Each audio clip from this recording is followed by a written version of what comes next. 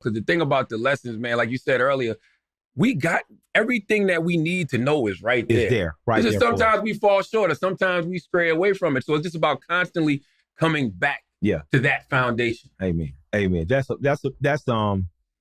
a side of you that I see so much, and I see that people purposely don't see.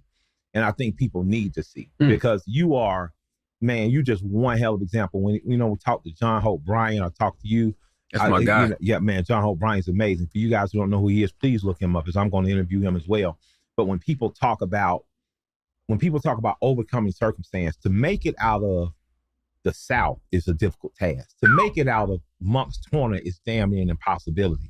But what I've learned from people like you, people like Big Boy who's from Savannah, people like my wife who's from Savannah and Hilton Head, people from small towns have a different type of mentality in terms of being determined to accomplish a goal.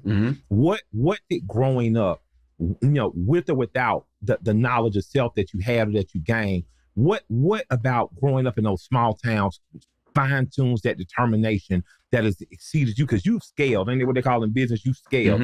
Every step of the way, you scaled up and up and up. And what advice are you giving to someone on the other side of that screen right now that may be thinking there's an impossibility where possibility abounds? I always say you gotta have a big fish mentality in a small pond. Yeah. And the beauty about being in those small ponds, especially in the era that we came up in, we didn't have the internet and all of that stuff. So we were allowed to fuck up. We were allowed to make a lot of mistakes, right? So it's like whatever you're into, you can become the best of it in that area, right? Because that's your first testing ground. Like that's your first, audience. I don't know if it's music you want to do or be a radio personality or, even if it's architecture, whatever it is you want to do, that is always going to be your first testing ground. But you got to be the best there. Because those are people that's going to be honest with you, right? Like I'm sure, growing up, there were people in Atlanta that told you early on, like they poured into you, Mike, you need to be chasing this. This is what you need to be going after. This is what you're good at. It was the same thing with me. I wanted to rap, but I had a great mentor named Dr. Robert Evans who was like, bro, you suck.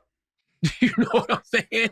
You suck, but that radio, you good at that. You could be, he literally said you could be one of the best ever at radio. And so that, I didn't, take that to heart and be upset about it. And when he told me that, I wrote it down and I actually turned it into a life lesson called Fuck Your Dreams. Yeah. And it's fuck your dreams when they're not your dream. Yeah. Like I said, a lot of times when you see people that are successful, you want to do exactly what it is that they're doing. But that's not what you're supposed to be doing. Yeah. So I want to rap because I see all these black people on TV making money off rap music. That's not what I was supposed to be doing.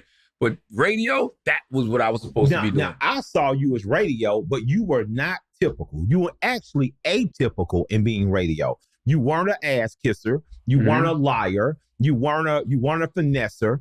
You were an addresser of what was good, what was bad, what was dope. If it was a song just to be played, just played, but you didn't come behind, oh, this is Jim. He was like, all right, that was Laffy Taffy, back to, you know what I mean? Because nobody taught me. Like, being in a small pond like Charleston, South Carolina, I started off as an intern at Z93 Jam. Yeah. And so when I got on the radio, nobody taught me how to do radio. I didn't go to, a college radio station. I didn't have no background. I was literally drunk as hell coming in from Moncks Corner, South Carolina, literally off the street and getting on the microphone and just talking and answering the phone and talking shit like you be talking shit anywhere else. So that just cut through because everybody else was all professional and polished, and that wasn't me. So I didn't know you weren't supposed to say the song is whack. Yeah. You know what I mean? What I saw early on, once you transitioned, New York was, in the Breakfast Club really started heating up.